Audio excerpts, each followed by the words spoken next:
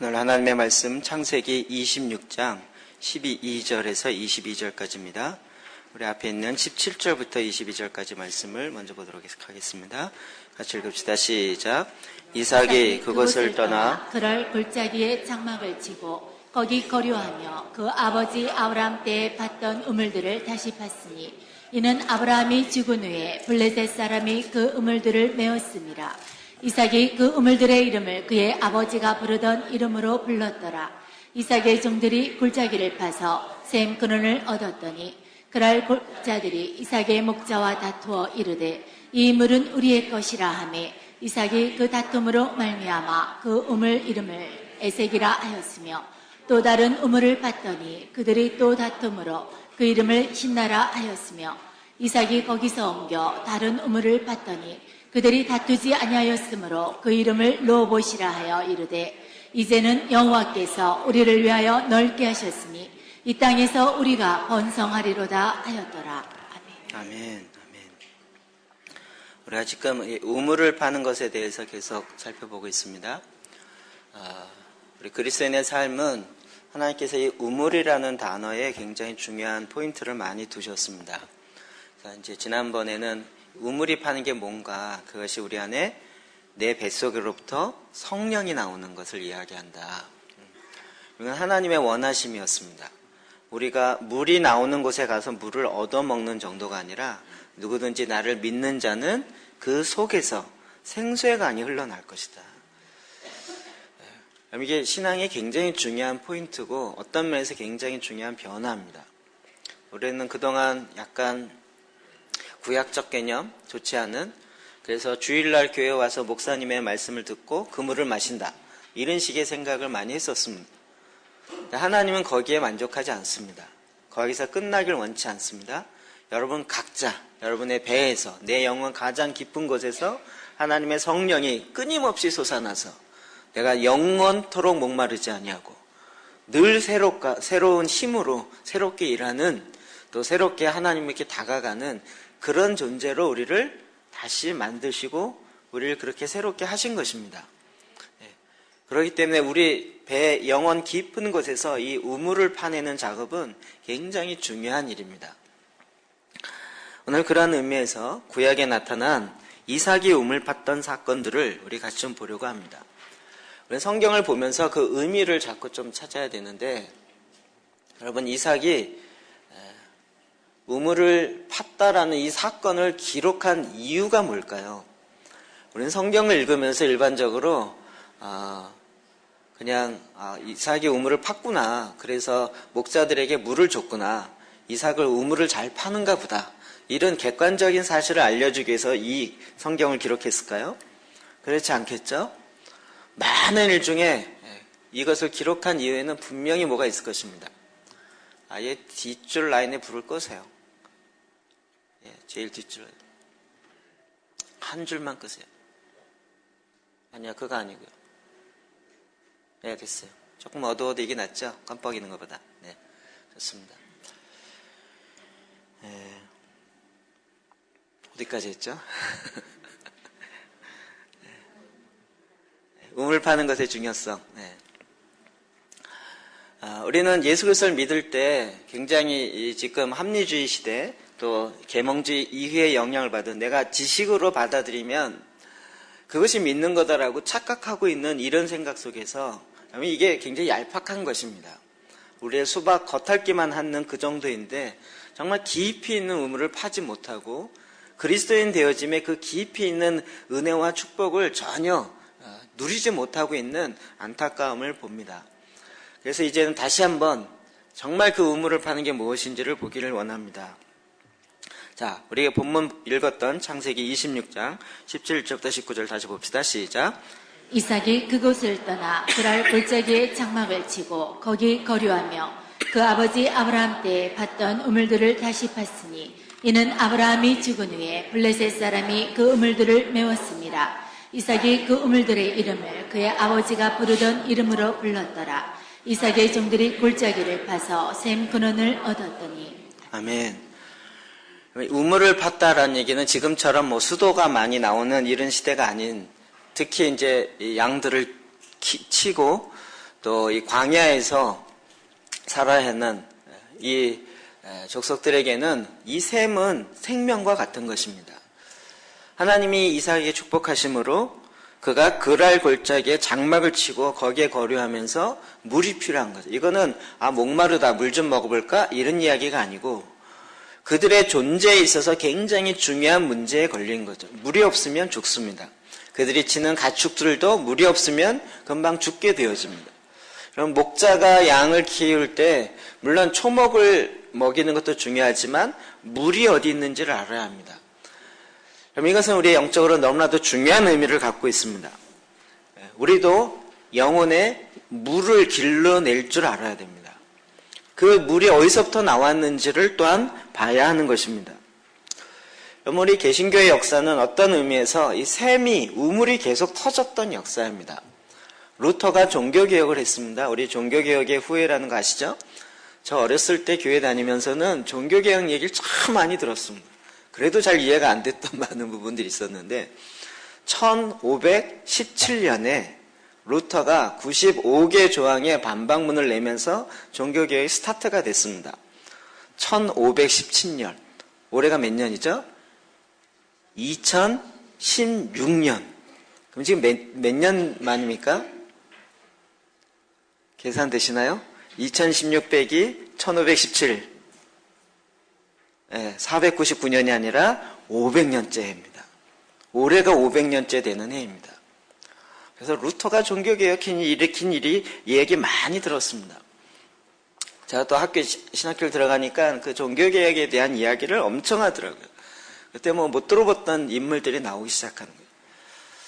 그래서 이제 칼빈에 의해서 기독교가 스위스에서 제네바에서 이 일이 일어나고, 그 다음에 루터가 독일에서 종교개혁을 일으키고, 그 다음에 제벤길리가 또 존 낙스가 이런 얘기를 계속 들으면서 희한한 얘기들이 많다. 사실 종교개혁이 일어나기 전부터 시작해서 영국의 위클리프나 존 후스나 보헤미아나 순교당한 사람들이지만 하나님의 말씀을 다시 회복하기 위한 노력들을 엄청 많이 했습니다. 위클리프, 우리가 이야기하는 GBT, 성경 번역 선교회, 그 단체가 만들어진 첫 인물 위클리프요. 그는 성경을 영어로 번역했다는 이유만으로 화형당해 죽었습니다. 영국에서요. 루터도 성경을 독일어로 번역했다는 이유로 계속 협박을 당했습니다. 루터가 우리가 잘 알죠? 그가 캐톨릭 신부로 사제로 계속 정말 구원의 길에 이르기를 원하는데 아무리 고행을 해도 되지 않자 성경을 보기 시작하고 로마서를 읽으면서 구원은 행위로 말미암은 것이 아니라 은혜로 말미암아 구원을 얻는다라는 것을 딱 듣고 그때부터 말씀을 파기 시작하면서 말씀과 지금 일어나고 있는 캐톨릭과 어떤 것이 잘못인가를 그가 연구하면서 95개 반박 조항을 내는 것입니다. 무슨 얘기냐면 루터가 말씀 가운데 셈을 발견한 거예요. 그걸 계속 판 거죠. 그래서 1000년 동안 중세 암흑기라고 이야기하는 그 셈이 없었던 곳에서 셈을 파기 시작해서 하나님의 말씀에 있는 물을 꺼내기 시작한 거예요. 그러다 전 세계에 이 영향이 미쳐지기 시작한 것입니다. 여러분, 우물은 이런 효과가 있습니다. 그래서 학교 좀 다니다 보니까 제가 교회사를 지금 다 읊으려고 합니다. 우리 교단은 또 개혁주의래요. 종교 개혁만 하는 것이 아니라 개혁을 앞장서는 개혁주의. 개혁주의는 또 화란에 아브라함 카이퍼를 많이 꼽습니다. 화란 그래갖고 전 또 화란이 어느 나라에 있는 지도 찾을 때 안 나와요. 이게 네덜란드. 아브라함 카이퍼는 목사님이었는데 그가 후년에 목사직을 내려놓고 총리가 됩니다. 그래서 네덜란드를 개혁을 합니다. 우리는 화란 개혁주의의 또 후예라고 이야기합니다. 이런 얘기 들어보셨나요? 처음 듣는 얘기죠. 오늘 무슨 수업 시간 같습니다. 그래서 교회뿐만 아니라 정치 자체를 아예 개혁했습니다. 칼빈도 그랬습니다. 이게 이제 16세기에 일어났던 일이죠. 그 이후에 아브라함 카이퍼의 이 종교개혁뿐만 아니라 정치개혁과 사회개혁이 이 종교개혁이 일반 사회에 미쳐지는 영향력의 문을 열어놓게 되어지는 계기를 만듭니다. 그도 말씀 속에서 어떻게 정치가 되어야 되는지, 경제가 되어야 되는지를 찾아내서 그거를 실제 적용을 한 거죠. 그러고 나서 17세기로 넘어가면서 16세기의 종교개혁의 시작이 일어나고 17세기 일어나면서 여러분 잘 안 들어봤을 법한 경건주의 운동이 일어납니다. 저는 이게 잘못이라고 배웠는데 경건주의 운동은 후기와 전기와 후기로 나눕니다. 초기 경건주의 스페너부터 시작해서 이랬던 사람들은 정말 하나님의 말씀 속에 깊이 들어갔던 사람입니다. 경건주의. 그 중에 대표가 스페너입니다. 제가 신대원 다닐 때 이 경건주의 운동을 막 파면서 연구한 적이 있습니다. 그는 늘 말씀을 깊이 보고 성경과 고전을 많이 봅니다. 여러분, 이 경건주의 운동의 영향을 많이 받은 것이 청교도 운동입니다. 그리고 이 경건주의 운동에 영향을 받은 사람이 진셀노프라고 독일에서 모라비안 선교계의 아버지를 우리는 허드슨 테일러 뽑는데 사실은 모라비안들이 선교를 더 많이 합니다. 좀 있으면 좋을 것 같습니다. 이 17세기에 일어나는 운동들입니다. 그들이 또 말씀을 계속 파기 시작합니다. 우리가 잘 아는 청교도 운동의 대표자가 존 철로역전 사람 누구죠? 존 번연. 성경 다음으로 세상에서 제일 많이 팔린 책이 철로역전입니다. 그래서 청교도의 후예들은 다 이 철로역전을 거의 성경처럼 봅니다. 여러분 좀 보십시오. 어려우면 저 1층에 만화 철로역정도 있습니다. 여러분 예수 믿으면 구원받고 천국 간다. 철로역정 그렇지 않습니다. 기독도가 크리스찬이 그 하나님 나라 가기까지의 여정들을 쭉 기록해 놓았습니다. 책 한 권입니다.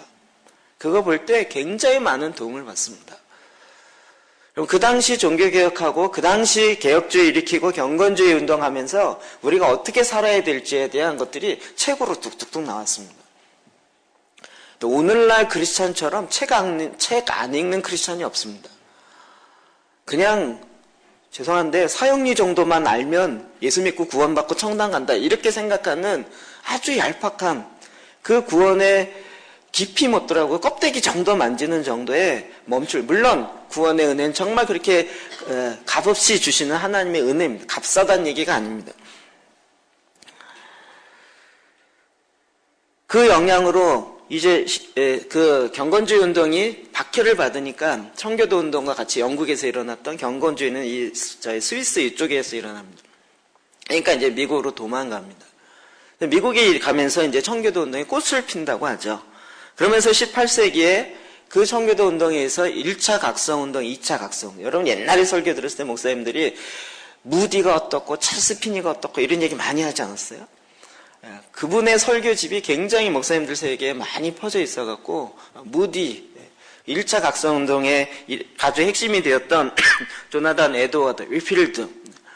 저도 그 얘기를 듣고 깜짝 놀랐어요. 이런 일이 있어요. 위필드가 설교했을 때는 원고 설교를 했어요. 그런데 그 얼마나 하나님의 임재와 그게 강력했는지 그 당시 다 원고 설교인데 그 설교문이 지금 책으로 다 나와 있습니다. 사람들이 그 말씀을 회개하기 시작하는데 막 벽을 긁으면서 말씀을 설교 시간에 우리 교회는 아직 그런 역사는 없었습니다. 말씀이 너무 막 마음에 찔림이 되고 그러니까 막 벽을 긁으면서 회개했을 때 이 조나단 에드워드 어떻게 하냐면 종을 땡땡땡 치면서 여러분 설교 아직 안 끝났습니다. 회개 그만하시고 말씀 들으세요. 이 정도예요. 그런데 그게 원고 설교예요. 오늘 하나님께서 이러면서 원고를 읽어가는데 회개 역사예요. 그게 이제 1차 대각성운동. 그래서 이것이 영국과 미국에 엄청난 각성운동을 일으킵니다. 그리고 일어나는 게 찰스 피니. 그리고 우리가 잘 아는 무디. 여러분 이 찬송가 대부분 찬송가의 많게는 반까지 이야기하는데 생키라고 하시는 분이 무디와 같이 찬양을 했던 사람이죠. 무디가 설교하기 전에 특성으로 찬양하는데 그 당시 찬양 이런 게 없었어요. 그리고 대부분 어려웠어요. 그래서 아주 쉽고 모든 사람들이 이 콩나물 대가리도 모르는 사람들이 따라할 수 있는 간단한 그래서 반복하면서 계속 나오는 그래서 여러분 우리 찬송가의 영향은 다 무디와 생키에 의해서 영향을 받은 거예요. 작곡 연들 보면 다 1800 몇 년도 후반입니다. 그 당시에는 이런 찬양 자체가 없었습니다. 찬양을 아예 종교개혁자들도 찬양은 할 생각을 못했어요. 그래서 캐톨릭에서는 어떻게 했어요? 소프라노가 여자는 안 되니까 아이들을 훈련시켜서, 아직 변성기가 되지 않은 아이들 훈련시켜서 소프라노 시키고, 이런 식으로 했던 것이 중세의 음악의 역사죠. 무디가 정말 무식했습니다. 미국의 구두 닦기 하던 사람, 이 얘기 많이 드셨죠. 그러다 그가 하나님의 말씀을 접합니다. 그리고 그 말씀을 계속 또 우물을 판다는 얘기예요. 그래갖고 막 이 말씀이 너무 많이 들어오니까 그 교회 다니는 교회 주일학교 부장 집사님한테 이야기해서 나 한 번만 설교해달게 하려고. 그래갖고 막 설교 딱 간신히 허락을 받고 설교를 딱 단에 섰는데 한마디도 못하고 내려옵니다. 그리고 그가 일자 무식이야. 정말 학교를 다녀본 적이 없어요. 그런데 그 가운데 하나님의 강력한 성령의 역사가 일어나기 시작합니다. 그러면서 부흥의 역사가 일어나면서 미국의 무디를 통한, 지금 무디 신학교, 심지어는 무디로 인한 무슨 은행, 무디뱅크 이런 게 엄청납니다. 그래서 이 무디로 인한 미국의 부흥의 역사가 일어나니까 영국 옥스포드에서 무디를 초청해서 부흥 집회를 합니다. 그때 반대를 해요, 영국에서. 이 영국과 이 옥스포드 대학이 어떤 대학인데 도대체 학위도 없는 무디가 와서 설교를 한다는 얘기냐. 이건 우리 학교의 수치다 이래가면서. 그런데도 그가 워낙 강력하니까 불러다 초청해서 설교를 합니다. 설교를 하는 그 순간에 그 옥스포드 대학 교수가 그가 영어 문법이 몇 개 틀렸는지 기록하는데 1000몇 개 틀려요. 영어 문법. 저 그걸 보면 너무 위로를 받아요. 그런데 그래갖고 설교 딱 끝났는데 그 무디 목사한테 와서 목사님 오늘 설교에 문법이 몇 개 틀렸는지 아십니까? 그렇게 나오는 거예요. 그런데 학생들은 뒤집어지는 거예요. 영어 문법은 틀리는데 말씀에 셈이 터지니까요. 그러니까 영국에 다시 변화가 일어나기 시작합니다.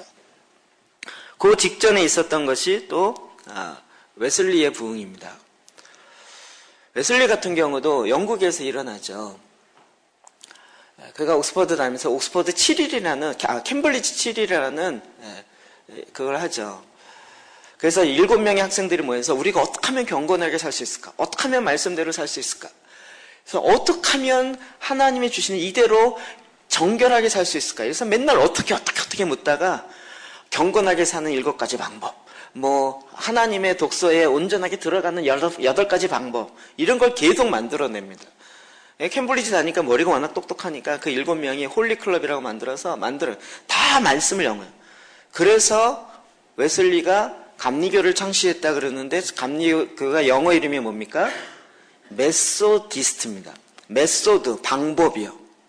방법론자들이라고 조롱받던 것이에요. 맨날 보면 성경을 읽는 법, 그다음에 경건하게 이루는 법, 이런 것들이에요. 방법. 근데 그가 영국에서 하나님의 은혜로 온 세계는 나의 교구다 이러면서 하나님의 말씀이 퍼지기 시작합니다. 그는 그 당시에 말 타고 다니면서 복음을 전했는데 말 타고 가면서도 성경을 읽었다고 이야기합니다. 그러면 시간 관리하시는 분이 웨슬리의 시간 관리를 연구하시는 분이 있는데 웨슬리가 5분 단위로 시간을 사용했어요. 오늘 만날 때 우리는 보통 몇 시에 만나자 그러면 1시, 1시 반 이렇게 얘기하죠.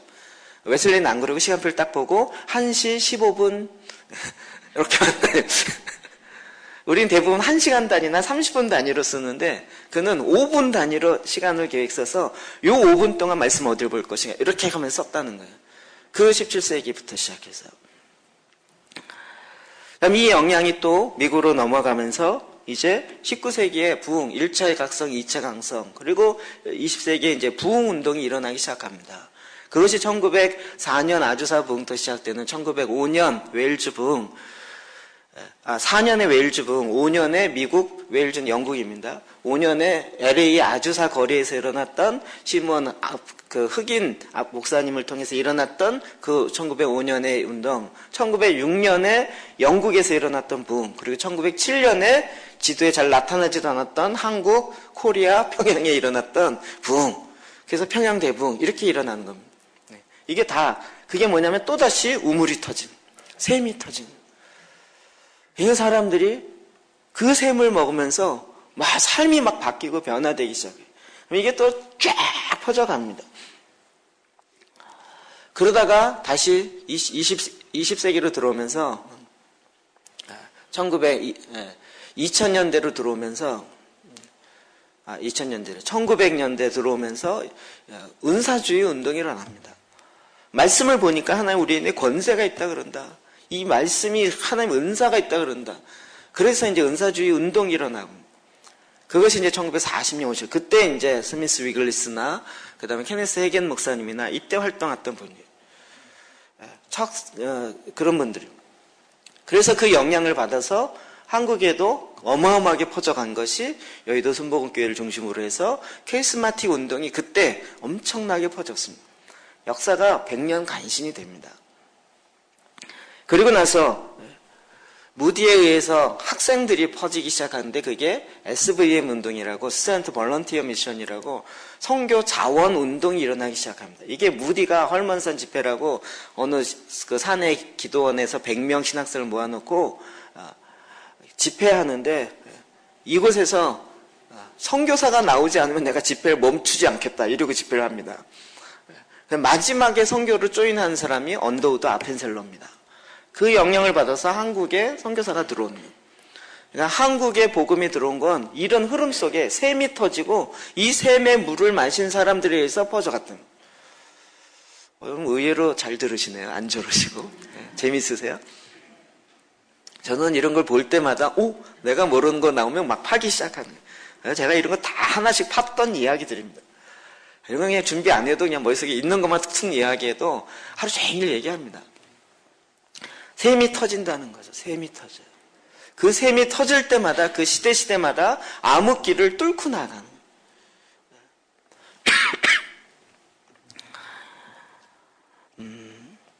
하나님께서는 지금도 저와 여러분 가운데 이 세상이 주는 어떠한 것이 아닌 하나님의 생수의 근원 되시는 하나님, 그 생수의 근원이 터져서 우리 모두에게 주어지는 하나님의 역사를 보기를 원합니다. 성경에도 이 샘이 터짐으로 살아났던 많은 사람들이 있습니다. 창세기 21장 19절입니다. 시작. 하나님이 아갈의 눈을 밝히셨으므로 샘물을 보고 가서 가죽 부대에 물을 채워다가 그 아이에게 마시게 하였더라. 아멘. 예. 하갈 누구죠? 아브라함이 아들이 안 생기니까 이스마엘을 낳게 되죠. 그게 이제 하갈을 통해서 낳게 되어집니다. 그런데 아브라함이래. 맞나요? 제가. 맞죠? 그런데 갑자기 헷갈리죠? 성경이 헷갈리네. 그래서 리브가를 통해서 이삭을 낳죠. 맞나요? 잘 깨어 계시군요. 이삭을 낳고 나니까 이 리브가가 하갈을 학대하기 시작합니다. 이유 중에 하나는 뭐냐면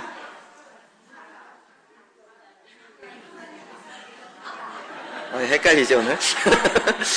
네네, 하여튼 무슨 얘기인지 아시죠? 그랬더니 이제 그 이유는 뭐냐면 이스마엘이 형이잖아요. 비록 하갈에 의해서 낳지만 형이잖아요. 나이가 더 많고 그러니까 이 어린 이삭 맞나요? 이렇게 그러자 이제 이걸 듣고 쫓아내는 거죠. 그래서 광야로 쫓임을 받았습니다. 광야에서 먹고 살 수가 없죠. 그래서 거기서 대성통곡하기 시작합니다. 그런데 희한하게 하나님이 하갈에게 나타나십니다. 그리고 하갈의 눈을 밝히셔서 너와 너의 아들 이스마엘이 죽지 아니할 것이다. 내가 그들을 사랑하고 그를 통해서 큰 민족을 이룰 것이다 라고 이야기합니다. 그러면서 눈을 밝혀주는데 딱 눈이 밝혀진 눈으로 보니까 샘물을 보아요. 거기에서 가족부대에 물을 가져다가 그가 그도 먹고 아이도 먹어서 살게 됩니다. 이 후예가 누구예요 지금? 중동의 이슬람, 이란, 이라크 이게 다 이 어마어마한 나라들이 다 여기 이 사건을 기본으로 하고 있잖아요. 이때에도 샘이 터짐으로 그냥 이스마엘이 죽느냐 안 죽느냐 이건 한 사람의 문제일지 모르지만 지금 그 이후로 건 3,000년이 넘게 지났는데 나라들이 진짜 다 그 후회로 이렇게 딱 자리 잡고 있는 것입니다. 삼손도 마찬가지입니다. 사사기 15장 19절 시작. 하나님이 레이에서 한 우묵한 곳을 터뜨리시니 거기서 물이 솟아나오는지라 삼손이 그것을 마시고 정신이 회복되어 소생하니 그러므로 그 샘 이름을 에낙고레라 불렀으며 그 샘이 오늘까지 레이에 있더라. 네, 삼손이 유명한 낙이 턱뼈 갖고 블레셋 사람 1000명을 쳐 죽이는 사건입니다. 여러분 이게 사람 쳐서 죽인다는 게 쉽지 않습니다. 낙이 칼도 아니고 낙이 턱뼈 가지고 그러니까 막 하다 보니까 너무 지치는 거죠. 그래서 힘이 떨어지고 다 죽게 된 거예요. 그래서 하나님께 부르짖을 때 하나님께서 우묵한 곳 그것을 터뜨려서 그곳에 물이 나오게 해서 그가 다시 그 물을 먹고 죽지 아니하고 살아서 그 싸움에 이기게 되어진다는 스토리죠. 여기서 이제 에낙고레라는 우묵한 곳에 터진 샘물이라는 것을 나옵니다. 여러분 이렇게 성경에 곳곳에 우물이 터짐으로 샘이 터짐으로 그것에서 죽지 아니하고 살아났던 그 인물들이 나타나는 것이죠. 이 이야기는 뭐냐면 지금 우리도 마찬가지입니다. 지난주에 이야기 들은 사마리아 여인도 그 마시는 물이 아니라 예수님께서 주시는 그 샘물을 머심으로 무엇이에요? 성령이 그 안에 들어감으로 말미암아 그 안에 샘이 터지고 그가 영생토록 목마르지 아니하는 표대를 향하여 달려가는 하나님의 사람으로 바뀌어진다는 거죠. 자, 그런데 문제는 그 다음에 있습니다. 오늘 본문의 20절 보면 21절, 22절 봅시다. 시작. 그랄 목자들이 이삭의 목자와 다투어 이르되 이 물은 우리의 것이라 하매 이삭이 그 다툼으로 말미암아 그 우물 이름을 에색이라 하였으며 또 다른 우물을 봤더니 그들이 또 다툼으로 그 이름을 신나라 하였으며 우물이 터졌더니 이 물을 갖고 경쟁이 일어나기 시작하는 거예요. 그래서 그랄의 목자들이 이삭의 목자들과 다툼이 일어납니다. 그러면서 이 물은 우리 거다라고 했는데 그래서 이 다툼이었다라는 단어 에색이라 그리고 또 다른 우물을 팠더니 아브라함이 팠던 우물이죠. 여러분 그걸 팠더니 어떻게 해요? 또 다툼이 일어나요. 아까 제가 이야기 안 했던 부분이 있는데 이 500년의 종교개혁 후예들의 역사에 우물을 팠던 것이죠. 그래서 지금도 우리가 우물을 파야 되는데 놀라운 건 이 사건과 똑같이요. 지금도 많은 사람들이 종교개혁 후예들이 개신교들이 그 옛날에 팠던 우물을 또 파세요. 그때 이런 일이 있었는데 이번에도 일어나게 하자. 다시 우리도 파자. 그래서 아브라함이 팠던 우물을 다시 파는 거예요. 루터가 팠던 우물을 다시 파보는 거예요. 웨슬리가 팠던 우물을 파보는 거예요. 케네스 목사님 팠던 우물을 또 파보는 거예요. 그래서 그에게 일어났던 역사가 우리에 또다시 일어나게 하자. 이런 의미를. 그런데 그렇게 해서 자꾸 우물이 터지면 샘이 나오긴 하는데 그 다음에 곧바로 일어나는 문제는 싸움이 다툼이 일어난다는. 저는 막 종교개혁 부흥, 워낙 제가 모르겠어요. 하나님이 저에게 개혁에 대한 이 DNA를 집어넣어서 그런지 이런 변화되고 이런 거 보면 옛날부터 되게 좋아했어요. 근데 희한하면 부흥의 역사 어마어마하죠. 1907년에 우리 평양의 부흥, 한국을 뒤집어 놓을 만한 그런 부흥이었어요. 근데 그 부흥했던데 나중에 알고 봤더니요. 부흥의 역사 대부분 짧게 끝나요. 3개월, 6개월, 길어야 3년. 그리고 끝나요. 3년 해서 일어났던 이 일을 우리 지금 100년 동안 그 부흥이 다시를 일어낸다 이러면서 얘기하고 있는 거예요. 왜 이렇게 짧게 끝날까? 근데 공통점이 있었는데 다 싸움이 일어나요.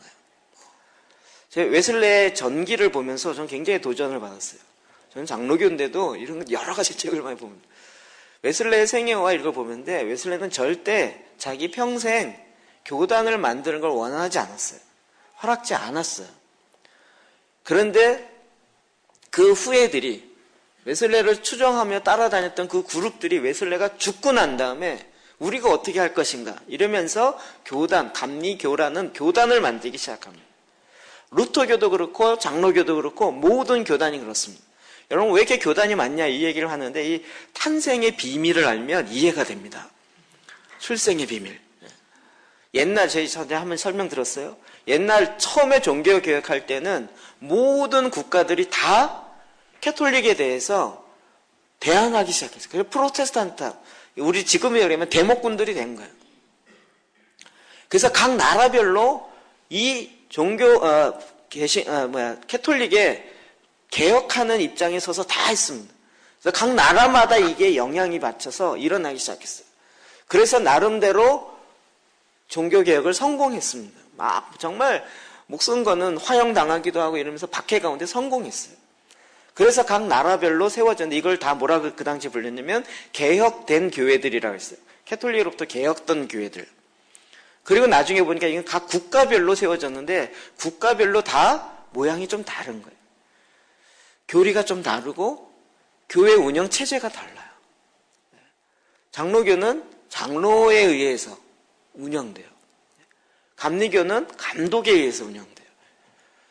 어떤 거는 어떤 단체는 루터교나 성공회 같은 경우는 캐톨릭과 굉장히 비슷하고 캐톨릭과 아예 반대, 캐톨릭 하는 건 무조건 다 알아 싫어 이래갖고 아예 캐톨릭 전반대로 이렇게 오는 사람, 그런 교단이 있고요. 이게 다양한 거예요. 근데 문제는 선교지에서 생긴 거예요. 그래서 해외 선교를 개신교가 막 하기 시작했는데 모였는데 너도 개신교냐? 나도 개신교다. 너는 어떻게 하니? 그러면 교회를 세우면 장로님을 세워야 돼. 무슨 장로를 세워? 감독을 세워야지. 그 선교지에서 싸우기 시작한 거예요. 처음에는 같이 싸우지 않았어요. 왜냐하면 같은 종교개혁자, 같은 핍박받는 사람들이었기 때문에 굳이 국가교회끼리 싸울 필요가 없었어요. 근데 각 나라별로 나라의 성향이 있는 것처럼 독일은 독일식으로, 스위스는 스위스식으로, 영국은 영국식으로 교회를 개교회, 국가교회 차원으로 운영하다 보니까 형태가 다 다른 거예요. 게다가 강조점이 다른 거예요. 웨슬리는 성결한 성도의 삶, 장로교는 하나님의 절대 주권, 제사례파라고 영향을 받은 침례교 같은 건 예수 그리스도와의 세례를 통한, 침례를 통한 연합, 강조점이 다 틀린 거예요. 그냥 모이다 보니까 이게 서로 하나가 안 되는 거예요. 거기서부터 시작한 것이 교단이 나오게 된 거예요. 그래서 희한하게 저희는 교단이 다르지만 이 복음주의 라인, 예수 그리스도의 사도신경을 고백하며 그것을 떠나지 않으면 같은 개혁주의로, 그러니까 종교개혁자들을 같이 보는 거죠. 그런 성향이 나타나기 시작해요. 이해되셔요? 이제 왜 교단이 왜 이렇게 많냐? 싸우지 마세요. 그냥 많이 생긴 것 뿐이에요. 각자 나라에서.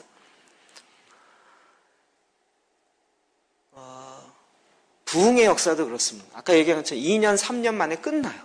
그러면 그때 그 영향을 받던 많은 사람들이 이 부흥의 불을 끄지 말고 이 부흥의 우물이 터진 거를 다시 보존해야 된다. 어떻게 보존할까? 신학교를 싸우자. 오케이. 그러면 신학교 확장을 누가 할 것이냐? 네가 해야 된다, 내가 해야 된다. 이거 싸워요. 그러다가 결국은 물은 다 막혔는데 싸움은 여전히 되고 있어요. 그러면서 오히려 교단으로 끝나버려요. 저는 이런 경우들을 교회사를 보면서 너무 많이 보았는데 오늘날 우리도 마찬가지예요. 이런 셈이 한번 딱 터지면 새로운 물이니까 와 너무 막 신선하다 이러는데 이거 한 세대만 지나면 그 다음에 꼭 싸움이 일어나게 돼 있어요.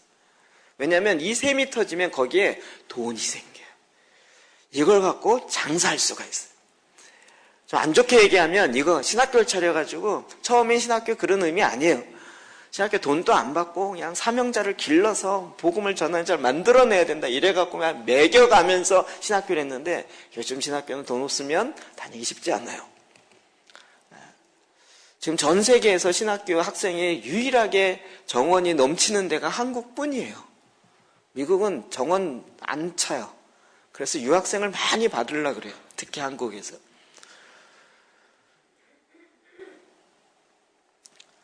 그럼 이런 흐름들을 갖고 있어요. 싸움이 일어나요. 우리는 이 성경이 이미 우리에게 알려주고 있는 것들을 봐야 돼요. 그럼 왜 그런가? 12절부터 15절 봅시다. 시작. 이삭이 그 땅에서 농사하여 그의 100배나 얻었고 여호와께서 복을 주심으로 그 사람이 장대하고 왕성하여 마침내 거부가 되어 양과 소가 떼를 이루고 종이 심이 많으므로 블레셋 사람이 그를 시기하여 그 아버지 아브라함 때에 그 아버지의 종들이 판 모든 우물을 막고 흙으로 메웠더라. 아멘. 사단은 그 우물을 막으려고 하는데 목적이 있어요. 여러분, 지금 시대, 제가 어렸을 때랑 지금 시대랑 너무 다른 거예요. 여러분들 어렸을 때 교회 다니시면 그런 거 경험하셨습니까? 옆 교회에서 부흥회 한다 그러면, 야, 우리도 같이 가자. 그 교회 부흥회 하면 같이 가서 막 가고, 어떨 때 뭐 쌀도 갖고 가고, 같이 먹기도 하고, 우리 교회에서 부흥할 때 또 초청회 하기도 해요. 지금 그거 해보면 어떨까요? 제가 옆에서 부흥회 한다, 우리 다 가자 그러면, 거기서 뭐라고 할까요? 왜 왔을까? 신천지 아닐까? 이런 데서 우리 교회는 뺏어갈라 왔을까? 난리 나겠죠. 전에는 그냥 부흥의 샘이 터졌고 그 샘의 물을 마시는 것 자체에 너무나도 기쁨이고 서로 마시고 그래 너도 마시고 너도 마시고 더 마시자 우리 이런 거였는데 이제는 샘이 터져서 그 물을 먹고 정말 하나님의 축복으로 100배의 축복을 받아요. 여러분, 저는 한국교회가 100배가 아니라 1000배의 축복을 받았다고 믿습니다. 지금 그렇지 않아요? 제가 그때 어렸을 때부터 신앙생활을 해서 그런지 이런 마이크가 어디 있어요? 마이크 어디? 거의 그냥 마이크 있어도 그냥 조그만 거 이런 거 하나 이렇게 갖고 했죠. 그래도 그때 그냥 순수하게 열정적으로 한 거죠. 마이크가 없어서 부흥이 안 일어나는 건 아니에요. 마이크 시스템이 안 좋아서 그런 것도 아니고요. 섹션이 안 좋아서 그런 것도 아니고요. 그건 샘에 터지느냐의 문제예요. 이 샘에 물이 마시지 않으니까 그게 막히니까 계속 싸움이 일어나요. 하여튼 지금 본질적이지 않은 것 같고 엄청 싸워요. 왜 예배에 사도신경을 안 하냐? 왜 일어나서 찬양하냐? 왜 뭐 하냐? 하여튼 아니 일어나서 찬양하면 어떻고 앉아서 찬양하면 근데 하여튼 이런 거 가지고요 막 계속 싸움이 일어나. 목사님 왜 설교 때 가운을 안 입냐? 넥타이를 안 하냐? 뭐 이런 것 가지고. 교회에 십자가가 있냐 없냐 뭐 이런 거 갖고 지금도 계속 강대상이 하나냐 두 개냐 뭔 얘기인지 아십니까? 이게 한국계 유명한 싸움들이에요. 이게 왜 일어난다고요? 싸우기 때문에 문제가 크기 때문이 아니라 샘에 물이 막으려고 하는 사단의 계획이에요. 그래서 우물을 막고 흙으로 메워버린다. 그러니까 그 다음에 생수를 못 마시니까 서로 갈급한 거예요. 그러니까 이게 왜 갈급하냐 해서 너 때문이다, 나 때문이다, 뭐 이러면서 서로 싸움이 일어나는 거죠. 너무 실제적이죠. 교회가 막 부흥할 때는요, 서로 막 으쌰으쌰하기 때문에 웬만한 게 다 용서가 되고 넘어가요. 그런데 어느 정도 싹 세팅이 딱 되고 나면 그다음부터 내가 좀 했는데 이러기 시작하면서 터줏대감이 나오기 시작하고 내가 옛날에 이렇게 했는데 이러면서요 싸움이 일어나기 시작해요. 이게 희한하게 성경에 흐르는 역사와 교회사에 흐르는 역사가 동일하게 갑니다.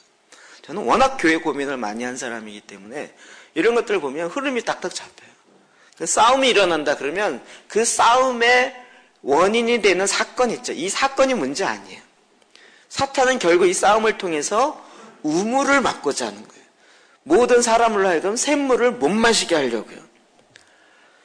고린도서 2장 14절 시작. 육에 속한 사람은 하나님의 성령의 일들을 받지 아니하니 이는 그것들이 그에게는 어리석어 보이며 또 그는 그것들을 알 수도 없나니. 아멘. 하나님께서 지금 계속해서 샘물을 이렇게 파셔서 새롭게 터뜨리시는데 그걸 육에 속한 사람이 보면 어리석어 보이는 거예요. 말이 안 되는 거예요. 아니 예배 시간에 왜 방언을 해? 그러면 방언 못하는 사람은 어쩌라고? 이것부터 시작해서 뭐 별의별 일은 결국은 어리석어 보여. 근데 이거를 딱 통제하기 시작하는 순간부터 생수가 닫혀요. 종교의 영은 통제의 영이에요. 이걸 문제가 생기니까 통제하자. 그래서 그 통제에 안전한 그 감독 아래에서 하게 하자. 이러면서 샘이 닫히고 결국은 그 일은 끝나게 돼요. 우리는 그래서 여러분 교회 안에 이 종교의 영, 통제의 영에 대해서 굉장히 민감해야 됩니다. 문제가 생기면 이건 통제하면 되지. 대부분 다 통제. 그러니까 젊은이들이 할 수 있는 게 없는 거예요. 그냥 가는 거예요. 그러면 셈의 근원이 터질 때 이런 다툼이 일어납니다. 이것을 풀어가는 방법조차도 하나님의 말씀에 의해서 풀어가야 됩니다. 자, 22절 볼까요? 시작. 이삭이 거기서 옮겨 다른 우물을 팠더니 그들이 다투지 아니하였으므로 그 이름을 르호봇이라 하여 이르되 이제는 여호와께서 우리를 위하여 넓게 하셨으니 이 땅에서 우리가 번성하리로다 하였더라.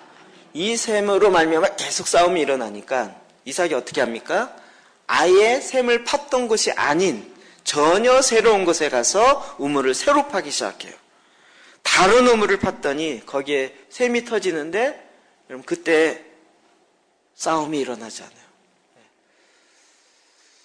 이렇게 계속 싸움이 일어나고 생수를 마셔야 할 상황이 지금 저는 이 본문이 너무 오늘 우리에게 전략을 주시고 지시사항을 주세요.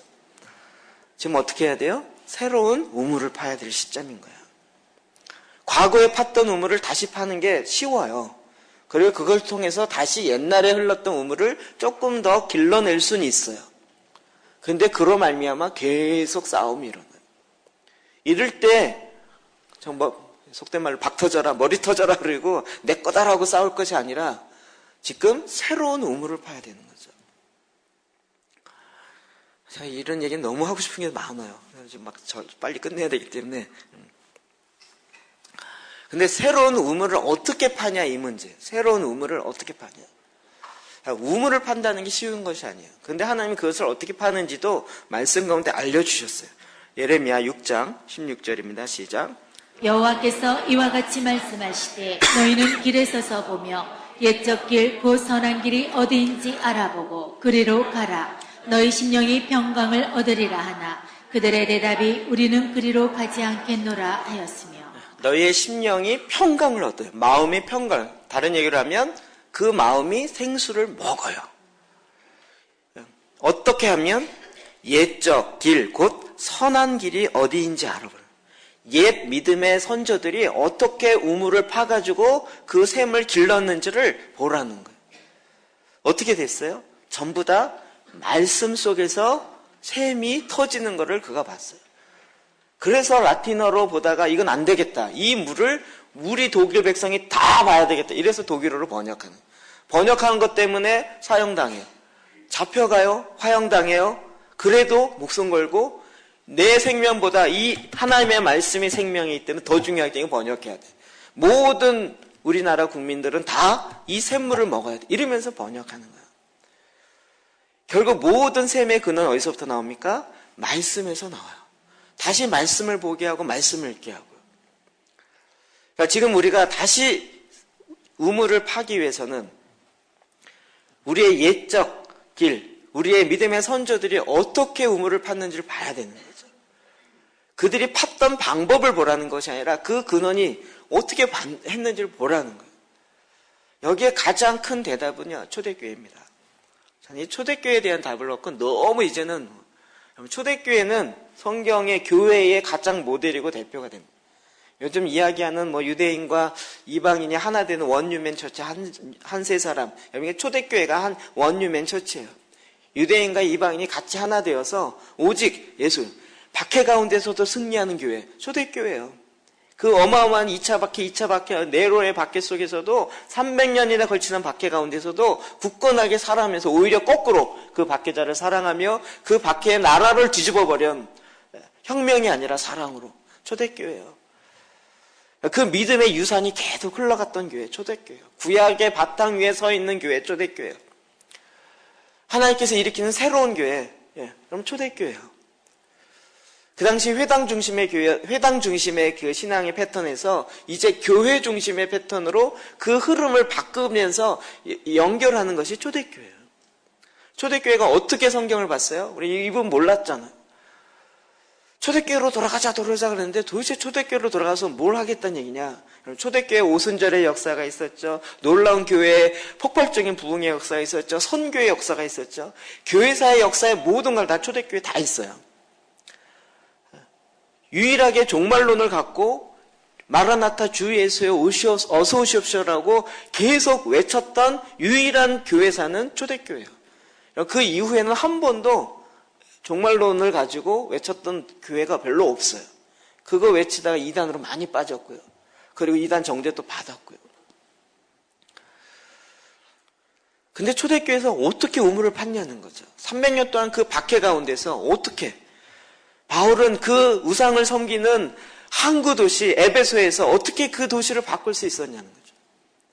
저는 그분 굉장히 궁금했는데 이번에 딱 기도재단과 말씀 갖고 보면서 초대교회가요. 이 보혈기도와 말씀을 갖고 그들이 보기 시작한 거예요. 말씀을 갖고 기도하기 시작하고. 여러분 이게 제가 만들어낸 방법이 아니라 계속 파고 보니까 공통적인 게 있어요. 어떻게 우물을 마셔요? 거룩해져야 가능한데 이 거룩함은 어떻게 와요? 말씀과 기도로 거룩하여지느니라. 디모데전서 4장 5절 식목일 4장 5절 4월 5일 식목일 그냥 그렇게 외우거든.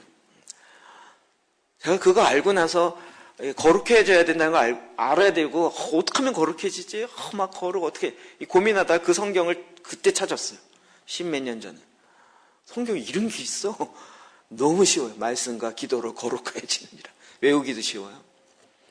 그래서 그렇구나. 그래서 말씀과 기도. 돌이켜서 아까 종교개혁도 쭉 보면 결국 말씀과 기도예요. 말씀의 셈이 다시 터진 거예요. 지금 말씀이 너무 많이 퍼져 있죠. 지금처럼 설교가 많고 기도회가 많고 그런데 왜 셈이 안 터질까요? 왜 셈이 안 터질까요?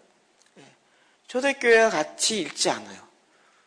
지금 그건 다음 주에 말씀드리겠는데 너무 불순물들이 많이 들어가서요. 읽어도 머릿속에 휙 지나가요. 휙 지나가요. 마치 무슨 연속극 본 것처럼 읽어도 휙 지나가요. 무슨 CF 선전 본 것처럼. 그렇게 가 있지 않아요. 믿음의 선조들이 옛적 길, 곧 선한 길이 언지를 찾아보면 또 말씀 속에 다 있어요. 그래서 그 우물을 파야 되는 거예요. 자, 우물을 팔 때, 여러분 우물을 팔 때 늘 처음만 생각하세요. 처음에 이렇게 평평한 땅에서 우물을 이만큼 2m, 지름 2m로 파자. 그러면 이제 처음 팔 것만 생각하는데 이게 2m로 파기 들어가서 점차 깊이가 1m 되고 2m 되고 이제 우물 몇 미터 정도 파야 돼요? 네? 물 나올 때까지 파야죠. 물 나올 때까지 파야죠. 근데 이게 깊이 들어가면요 나중에 내려가기도 힘들어요. 게다가 이 조그만 울타리에 이 공간 안에서 한번 삽질해 보셨어요? 저는 육군 출신이라 이 삽질을 많이 해봐요. 땅개 출신이라. 그냥 평평한 땅에서 삽질하는 거랑 요 조그만 호로 안에서 거기서 삽질하는 거랑은 너무 일이 달라요. 흙을 팠는데 이 판 흙을 어디다 놓을 데가 없어. 놓고 그것도 싸서 올려야 돼요. 우물 파는 게 쉽지 않습니다. 우리는 그냥 우물 너무 기계가 디디디 돌아가고 이렇게 판다 생각하는데 그렇게 파는 게 아니고요. 우리의 마음의 밭을 기경하여서 우물을 파기 시작해야 돼요. 근데 우물을 파려는 사람들은요 갈증을 느껴요. 갈증을 느끼는 사람이 파요. 제가 왜 이 우물을 팠겠습니까? 갈증을 느끼니까요. 이거다 싶어갖고 종교개혁에 대해서 종교개혁 팠는데 물이 찔끔 나오다 아닌 거예요. 싸움이 너무 많이 일어나. 막 그래갖고 막 이제 모라비안 형제단 진센돌프다 그래갖고 막 그 파고 막 경건주의 파고 저는 막 팠던 게 꽤 많아요. 그동안 팠던 게 꽤 많아요. 그 우물이 터졌다 해서 가서 파고요. 그런데 그 우물들이 자꾸 싸움이 일어나고 이게 아니다 싶은 것들이 자꾸 있는 거예요. 막 갈증이 더 나는 거예요. 여기 저희 교회에 오신 분 중에 상당 부분이 갈증 때문에 오신 거죠. 그냥 거기 우물이 터졌다 그래서 가서 앉아있는데 내 영혼이 시원함이 없는 거예요. 영혼의 만족함이 없어요. 우물 파는 작업이 쉽지 않습니다. 근데 저와 여러분이 지금 이 새로운 우물을 파고 있는 상황이에요. 제가 그렇게 가고 있기 때문에 여러분이 난 새로운 우물 안 파겠다 그러면 어쩔 수 없어요. 그런데 지금 저희는 그 전에 있었던 우물의 물 갖고는 이 갈증이 해결이 안 되니까 이제 더 새로운 우물을 파요. 근데 이 새로운 우물이 아예 새로운 것이 아니라 옛적 길, 그 선한 길. 1세기에 팠던 우물, 예수님께서 알려주셨던 그걸 다시 회복하는 거죠. 그럼 이 일이 굉장히 중요해서 하나님께서 이런 일을 할 때 격려해 주시는 방법이 여러 가지 있는데, 이제 예언이나 환상이나 이런 것들 보여주시는 거예요. 제가 이 교회를 딱 했을 때에도 제가 아는 중보자들이 와서 중보해주고 이러면서 그때마다 환상이 보여지고 그때마다 기도하면서 하나님 주셨던 말씀을 이렇게 이야기해 줬어요. 너무나도 저도 이제 확신이 갔던, 얘기를 들을 때마다 다 똑같죠. 하나님이 이곳에서 정말 하나님의 이렇게 교회가 기도의 집이 회복되어지길 정말 원하신다라는 사인들을 환상과 예언으로 막 계속 주셨어요. 그래서 저는 이게 맞구나. 여기 보십시오. 주변에 둘러보면 벌판에 산골에 들어가 있는 산골짜기에 있는 교회, 희한한 교회잖아요. 제가 많이 얘기했죠. 여기서 교회 한다 그래갖고 많은 사람이 걱정했다고. 드디어 이 목사님의 정신이 횡해갖고 산에 들어가서 교회를 안 된다. 이상해졌나 보다. 막 이런 걱정한 사람 되게 많았어요. 근데 예언적 감동을 계속 저에게 주셨어요. 그래서 그냥 마음의 확신 갖고 여기서 우물이 터져서 여러분 이 군자봉에서 흘러갔던 많은 것이 여기서 가장 요 앞에서 딱 차단되고 여기서부터 새로운 물이 터져갖고 흘러서 안산과 시흥으로 들어간다는 거예요. 어떤 사람이 이렇게 예언을 해줬어요. 제 예언을 100% 믿지 않지만 말씀을 통해 검증해야 되지만 여러 가지 사인을 통해서 주셨어요. 아 그렇구나, 맞구나. 그리고 또 제가 그동안 고민하고 했던 거 맞기 때문에 시작을 한 거죠. 근데 마귀의 저항들이 있어요.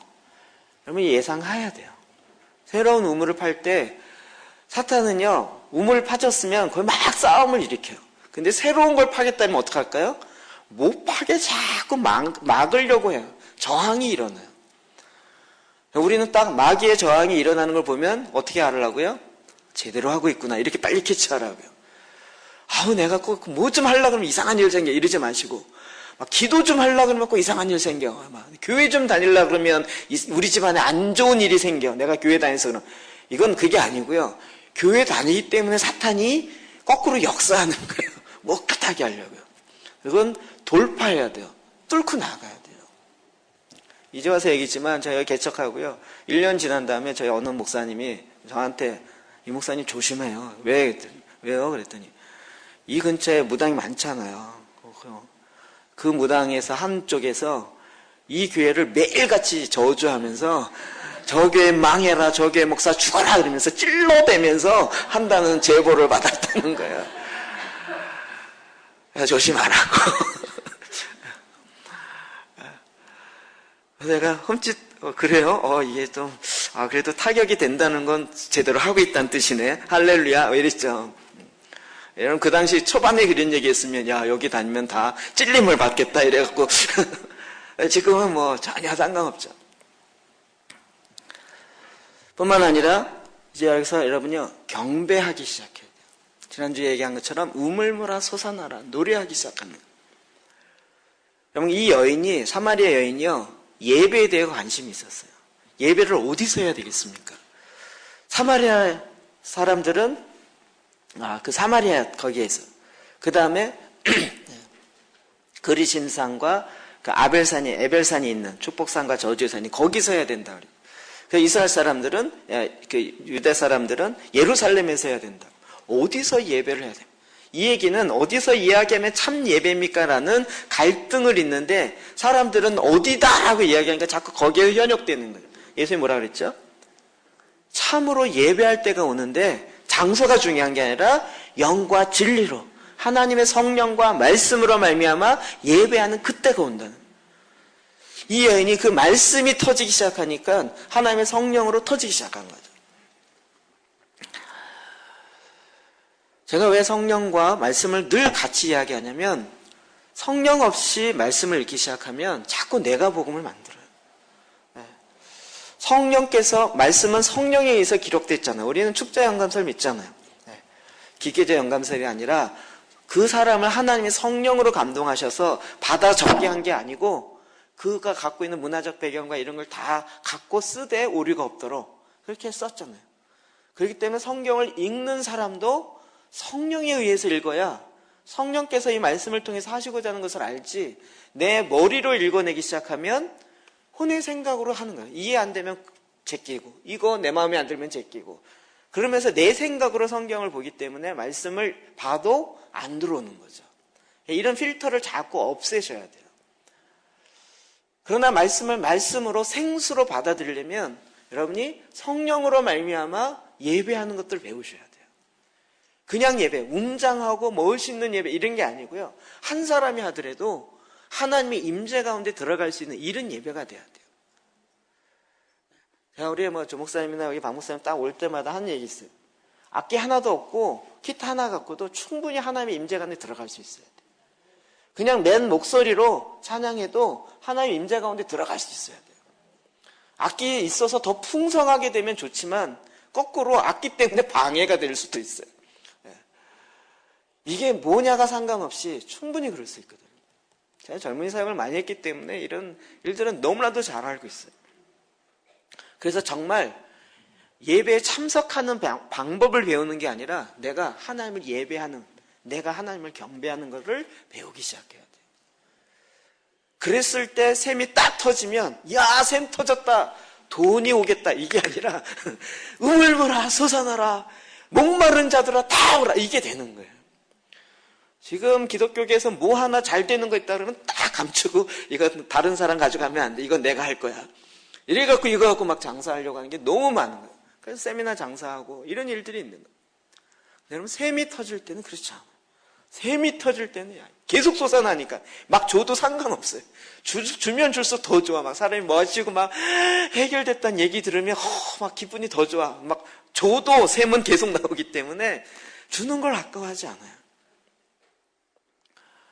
이게 어디서 되냐면 갈급함과 마음의 중심이 동기가 바르게 되었을 때요, 샘이 터지면 할렐루야, 주님 일하셨으니 이 목마른 자들아 다 와라, 다 와서 돈 없이 값 없이 이 물을 마셔라, 이게 되어지는 거예요.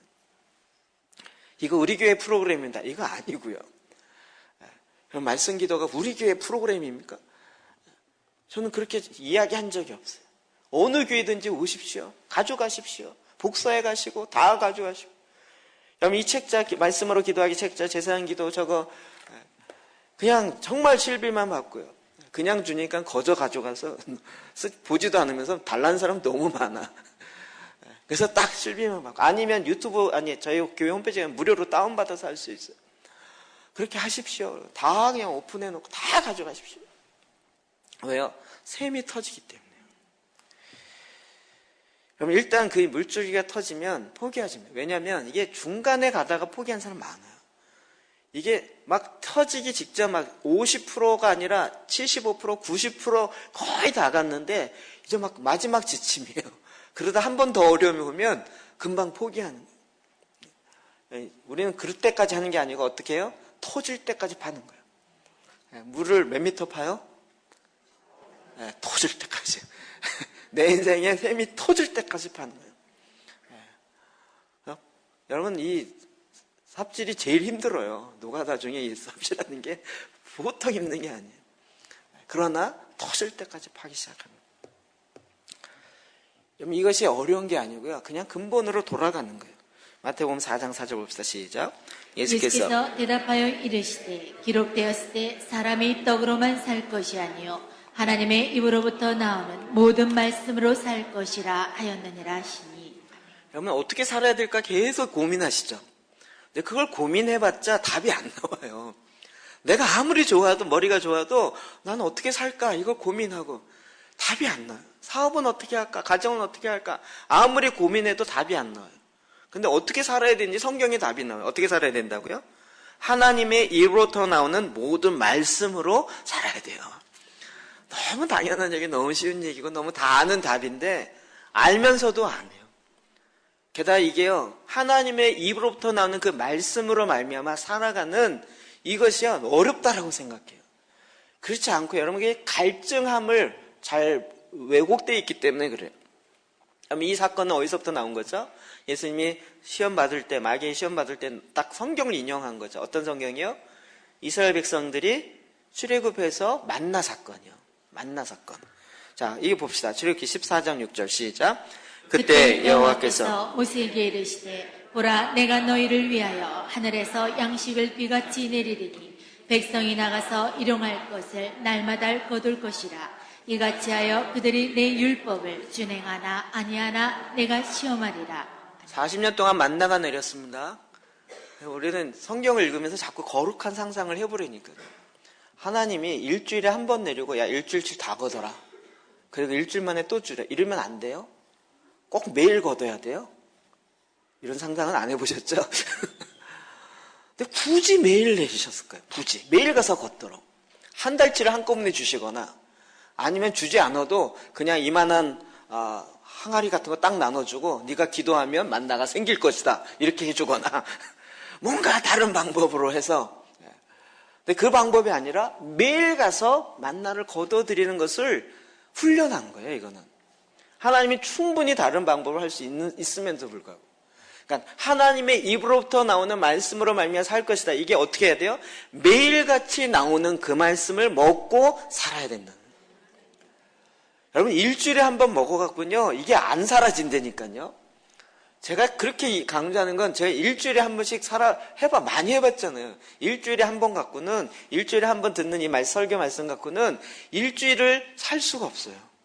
매일 하나님의 날마다 그 만나를 거둬야 된대요. 날마다. 그래서 제가 이게 우스갯소리 하잖아요. 주일날 교회에서 성도들 오면 다 인공호흡 시키는 거예요.